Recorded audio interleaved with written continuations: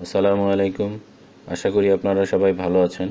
আজকে আমি ইংলিশ নিয়ে এমন একটি টপিকস নিয়ে কথা বলবো যে টপিকসটা আপনাদের সবার জন্যই অনেক উপকারে আসবে।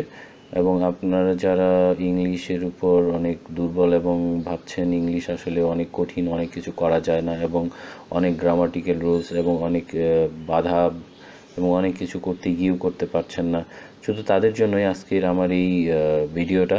তো আপনারা সবাই এই ভিডিওটা সম্পূর্ণরূপে দেখবেন এবং আশা করি আপনাদের ইংলিশ নিয়ে যত জড়তা এবং যত প্রবলেম কেটে যাবে ইনশাআল্লাহ। কিছু উদ্দেশ্যকে সামনে রেখেই আজকে আমি আমার এই টিউটোরিয়ালটাকে প্রিপেয়ার করেছি। তো সেই উদ্দেশ্যগুলোর মৌলিক কিছু বিষয়গুলো নিয়ে আমি আপনাদের সাথে কিছুক্ষণ কথা বলবো। সেটা হচ্ছে যে আমরা যারা ইংলিশে ভালোভাবে কথা বলতে চাই এবং লিখতে চাই তাদের জন্য অসাধারণ উপকারে আসবে। আবার যারা যে গ্রামারকে অনেক কঠিন মনে করেন, সহজে শিখতে পারছেন না, তাদের ক্ষেত্রে অনেক উপকার আসবে। কারণ আপনি একটা সেন্টেন্সকে যে সময় ছোটো ছোটো ক্ষুদ্র ক্ষুদ্র অংশে ভাগ করতে পারবেন, চিনতে পারবেন, বুঝতে পারবেন, সে সময় আপনি গ্রামারের বাকি অংশগুলোও আরও ভালো করে বোঝার আপনার দক্ষতা অর্জন হবে। আপনি নিজে থেকে আরও মজা পাবেন গ্রামার শেখার জন্য এবং আপনার দক্ষতা আরও ভালোভাবে বৃদ্ধি পাবে। এবং এতে যে আপনাদের গ্রামারের উপর আর নলেজ অনেক বৃদ্ধি পাবে, ইংলিশ সম্পর্কে অনেক কিছু জানবেন। তো এটা আপনাদের আত্মকনফিডেন্স সেটা আপনাদের অনেক বৃদ্ধি পাবে। তো আমরা কথা বলার সময় অনেকগুলো গুচ্ছ শব্দ ব্যবহার করি, যেটা যে ফ্রেজের ক্ষেত্রে, যেমন ইংলিশে সেটাকে ফ্রেজ বলা হয়। তো সেই সম্পর্কে আপনাদের অনেক ভালো ধারণা হবে। তো আমি এখানে একটি রুল দিয়ে আর একটি উদাহরণ এক্সাম্পল দিয়েই আপনাদেরকে সম্পূর্ণ টিউটোরিয়ালটা দেখাবো। তো আমার আরেকটা যেটা রিকোয়েস্ট থাকবে, আপনারা অবশ্যই ভোকাবুলারি মেমোরাইজ করবেন, যেটার কোনো বিকল্প নেই। আর এই রুলটাকে সামনে রেখে বারবার প্র্যাকটিস করতে থাকবেন, দেখবেন আপনাদের দক্ষতা অনেক গুণে বৃদ্ধি পাচ্ছে এবং আপনারা নিজে থেকেই বুঝতে পারবেন যে আপনাদের অনেক উন্নতি হয়েছে।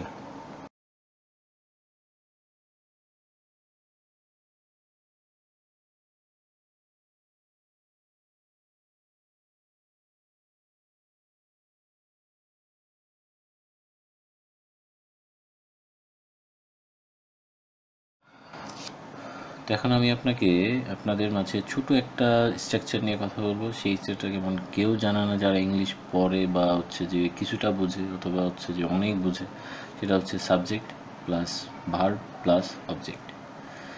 তো এটা নিয়ে আজকে আমি কথা বলবো। সাবজেক্টকে আমি যে বলেছি এখানে এনপি। এনপি কি? NP noun phrase. Noun phrase নিয়ে একটু পরে কথা বলবো, নাউন ফ্রেজটা কি আসলে। তারপরে ভার্ব। ভার্ব তো আমরা সবাই জানি কাজ বা ক্রিয়া। তারপরে অবজেক্ট। এখানে অবজেক্টকে আমি বিভিন্ন অংশে ভাগ করেছি। অবজেক্ট আসলে কীরকম হতে পারে? তো অবজেক্ট যেটা যে ভার্বের যে কাজের যে অবস্থা বা ক্রিয়ার যে পরবর্তী স্টেজ, সেটাকেই তো আমরা অবজেক্ট বলি। তো অবজেক্টকে আমি এখানে যেভাবে ভাগ করেছি সেটা যে এনপি দিয়েছি plus preposition oblique conjunction oblique plus NP plus preposition conjunction plus NP plus preposition conjunction plus NP. আসলে এনপি এতগুলো দেওয়ার মানে যদি লাগে তো ব্যবহার করবো, না লাগলে একটা দিয়েই কাজ হয়ে যাবে, অথবা যে সময় যে কয়টা লাগবে ওই কয়টা ব্যবহার করবো। কিন্তু আমাদের অবশ্যই মনে রাখতে হবে দুইটা এনপি বা নাউন ফ্রেজকে যুক্ত করার জন্য প্রিপোজিশন এবং কনজাংশনের যে কোনো একটাকে অবশ্যই ব্যবহার করতে হবে, তা নাহলে যে দুইটা নাউন ফ্রেজকে একসাথে করা যাবে না। তো এখন আমি ছোটো আরেকটু কথা বলবো, সেটা নাউন ফ্রেজটা কি। নাউন ফ্রেজ এটা কয়েকটা শব্দের একটা গুচ্ছ। তো এটারও একটা যে গঠন নীতি আছে, সেই গঠন নীতিটা আমাদের ইউনিভার্সাল। সেই গঠন নীতিটা আমরা সব জায়গায় এরকমভাবেই পাই। যে প্রথম যে ডিটারমিনার প্লাস প্রিমডিফায়ার থাকে, যেটাকে আমরা অ্যাডভার্ব এবং অ্যাডজেক্টিভ বলে থাকি। আরেকটা হেড ওয়ার্ড, যেটাকে নাউন এবং প্রনাউন বলে থাকি। আরেকটা পোস্ট মডিফায়ার বলা হয়ে থাকে। তো এখানে ছোট ছোট যে অংশটুকু, এই অংশটুকু সম্পর্কে আমরা নিজেরাও বোঝার চেষ্টা করব, নিজেরা বই ঘাঁটবো, অনলাইন রিসোর্স দেখব, আমিও সম্পর্কে কিছু বলবো। তো এটা আমাদের সবারই একটাই থাকবে। আরেকটা যেটা যে একটা সেন্টেন্সের কোন শব্দের পরে কোন শব্দটা আমরা আসলে বসানোর চেষ্টা করি এবং সহজাতকভাবেই সে বসে যায়, সেটা যে WH যে কোয়েশ্চেনগুলো আছে। যেমন প্রথম আমি যেটা যে হো, কে, কাজটা কে পারফর্ম করছে, যে পারফর্ম করছে সে কি কাজ পারফর্ম করছে, অ্যাক্টিভিটিসটা কি, তার সে কাজটা কোথায় পারফর্ম করছে, কখন সে কাজটা করছে, সে কাজটা কিভাবে করছে এবং কেন করছে, কিভাবে করছে, যে এই যে হচ্ছে যে ধারাটা, এটা আমাদেরকে অবশ্যই মানে সিকোয়েন্সিয়াল ধারাটা অবশ্যই মেনটেন করতে হয়। এখন আমি আপনাদের ছোট একটি সেন্টেন্সের মাধ্যমে একটা নাউন ফ্রেজের কনসেপ্টটা এটা বোঝানোর চেষ্টা করব। তো এখানে আমি আসলে 3টা নাউন ফ্রেজকে পিক করেছি, বাট এই সেন্টেন্সের ভিতরে অনেকগুলো নাউন ফ্রেজ আছে, যেমন NP2 এবং NP3 এর মাঝখানে আরও বেশ কয়েকটা, একটা, দুইটা, তিনটা, চারটা আরও হচ্ছে যে নাউন ফ্রেজ আছে। প্রত্যেকটা নাউন ফ্রেজের মাঝখানে দেখবেন যে প্রিপোজিশন, যেখানে দাগ গোল দাগ করে দিয়েছি, প্রিপোজিশন আকারে মাঝখানে আছে। তো আমি প্রথম 3টা নাউন ফ্রেজ নিয়েই হচ্ছে যে কথা বলি একটু। সেটা হচ্ছে a very feeble garbage man. Determiner, এখানে হচ্ছে এ হচ্ছে একটা ডিটারমিনার, ভেরি হচ্ছে অ্যাডভার্ব, ফিবল হচ্ছে অ্যাডজেক্টিভ, গার্বেজ ম্যান। আসলে এখানে গার্বেজটা হচ্ছে হেডওয়ার্ড হিসেবে থাকবে ম্যান। আর নাউন ফ্রেজের যেটা, নাউন ফ্রেজটা হচ্ছে টু, যেটা NP2 এর প্রথমটা হচ্ছে a very a completely uses Samsung smartphone.